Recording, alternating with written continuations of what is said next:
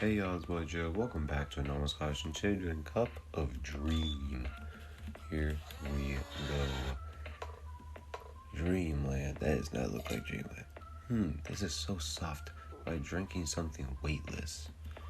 The taste is almost sweet, but hard to pin down. Like a memory fading before you can grasp it. Not me, because I'm a dream chaser.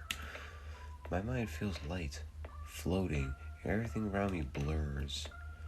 I can feel myself sinking deeper into it, and honestly, I wouldn't mind another sip, just to stay in this feeling a little longer.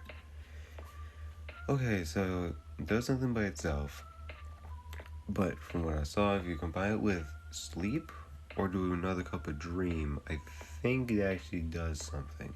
But by itself, it does nothing. And those two things I mentioned, we'll do them another time. Alright, there's the cup of dream. If you enjoyed this episode, please stay tuned for the next video. Bye-bye.